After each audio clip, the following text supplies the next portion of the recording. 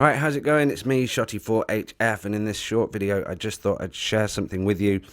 I think most music producers are familiar with sidechaining the kick to the bass line, to sort of get that ducking effect and, sort of carving out some space for the kick drum, that kind of thing.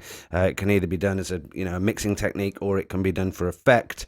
But I think most people are sort of familiar with that. If you're not and you want me to do a video on it, let me know in the comments. But here I've got just a sort of basic bass sound that I made in FM8. Let me just show you the bass on its own. It's just like a kind of growly sort of bass synth sound that I made, and then I've just got a kick and a snare, and I'm side chaining with the compressor the bass line with the kick. So it sounds like this.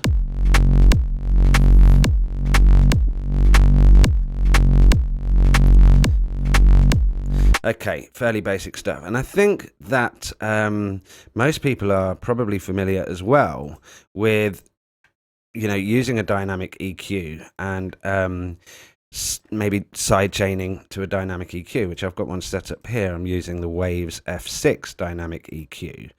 And with this, you can, if you don't know about this, you can basically sidechain to a particular frequency band on the EQ. So I'm going to do that now. I've got it set up at 100 hertz, and then I'm going to sidechain this band to the kick so that this ducks sort of around that range every time it plays back. So let's just do that really quickly. Sidechain that to the kick, switch it on. And then you'll see the actual ducking effect. Turn off the compressor. I've done that.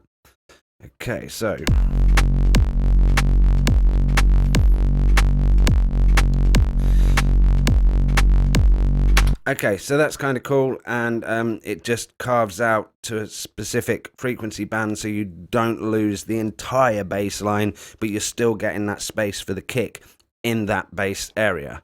Okay, so when I was doing this in a project the other week, what I noticed was that when I was sidechaining to the dynamic EQ, that the tail of the kick was making the release time kind of long, especially if it's a kick drum that has maybe like a bit of a sort of, subsonic low-end tail to it after the initial transient. And you can kind of see that when the dynamic EQ is ducking. So even though the release time is set pretty fast, it's still releasing after the tail of the kick and not the initial transient, and this was creating a problem for me in the project that I was working on. So what I did instead was load up a synth, just good old Massive, because it's straightforward and easy, but any synth will do. And this is basically what I did to get around the problem. So get rid of all of this.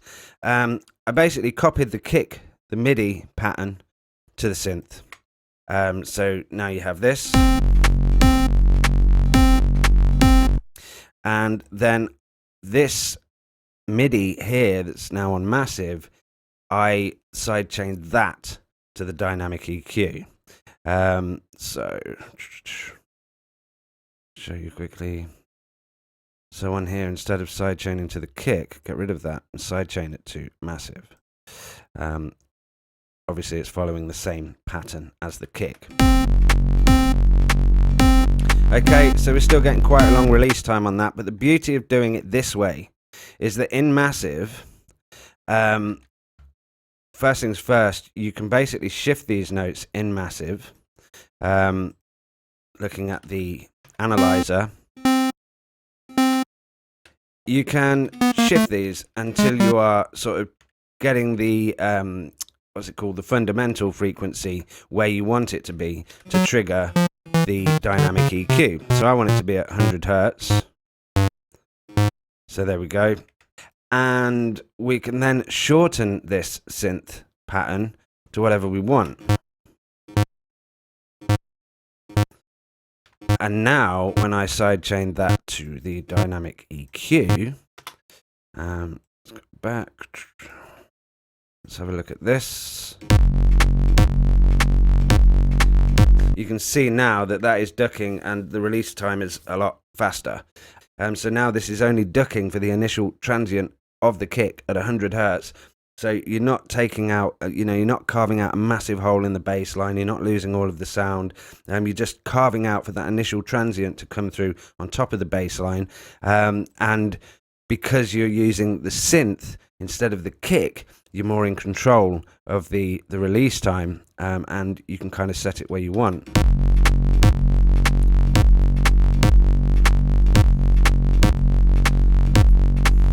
So you can kind of get a nice mix in your low end with your kick and your bass line or your sub or whatever, but it doesn't actually sound like that kind of pumping, sidechain, which can sometimes be a little bit over the top, and it might not be what you want for the particular project that you're working on.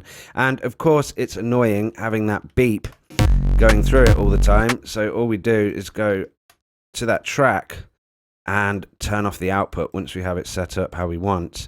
So go to, in Cubase, you go to routing and literally just click no bus and turn off the output to massive. So it's still sidechained, so like a ghost sidechain basically.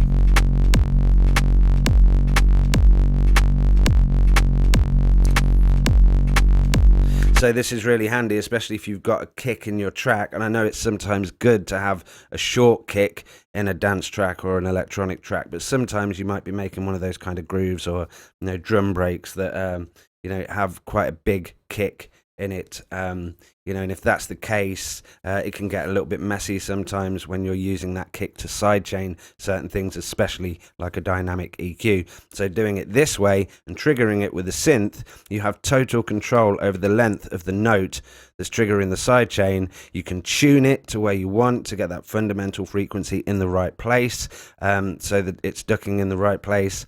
And yeah, it's just a good mixing technique if you are having trouble triggering things with the kick that you have in the project. So that's it for this video. It's only a short one, and I just thought I'd share that.